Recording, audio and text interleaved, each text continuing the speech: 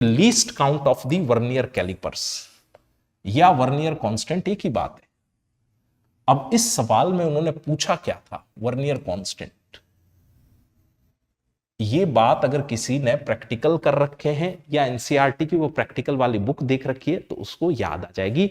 Least count और vernier constant एक ही बात है। एग्री? सॉल्व कैसे किया है, ये रहा। Vernier constant 1 main scale division minus 1 vernier scale division. इस फॉर्मूले से आंसर आने वाला है। मैं आपको कैलकुलेशन भी सिखा देता हूं इस क्वेश्चन की। अगले पेज पर आते हैं। उसके लिए हमारे पास n+1 वर्नियर स्केल डिवीजन है। तो अगर पीछे वाले फॉर्मूलाज को यूज करें तो n+1 वर्नियर स्केल डिवीजन, ये लिख लिए हमने। वर्नियर स्केल डिवीजन को VSD लिख रहा हूं। n division of main scale से ये मैच करते हैं। एक अगला डेटा ये है n division of main scale, इनको मैं लिख रहा हूं MS धोनी is equal to n MS धोनी, n मेन स्केल डिवीजन।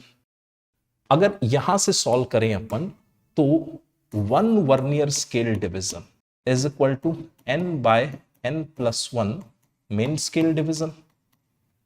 इसको आप उधर ले गए शिफ्ट करके।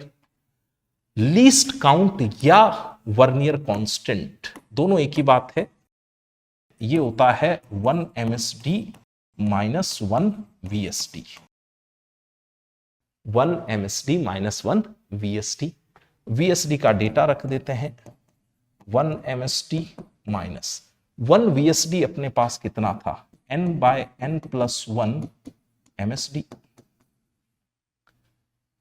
क्या ये चीज क्लियर है सबको? इसमें से MSD कॉमन ले लिया तो 1 minus n by n+1 MSD तो बचा। इसको थोड़ा एलसीएम लेके सॉल्व कर लिया। जब आपने इसको एलसीएम लेके सॉल्व किया तो ये बचा n बाय n+1 MSD। अब MSD दिया कितना, तो उन्होंने MSD दिया 0.1 mm, पर डेटा किस में पूछा है, सेंटीमीटर में। तो यहां दिया था 0.1 mm। एग्री? इसको आपको किस में कन्वर्ट करना है, सेंटीमीटर में। अगर आपको डायरेक्ट बात समझ में आती है तो बहुत अच्छी बात है, नहीं तो मैं आपको अलग से कैलकुलेशन करके दिखा देता हूं ये वाली।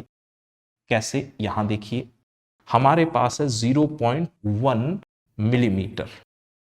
तो क्या आप इसको ऐसा लिख सकते हैं 0.1 इंटू 10⁻³ मीटर।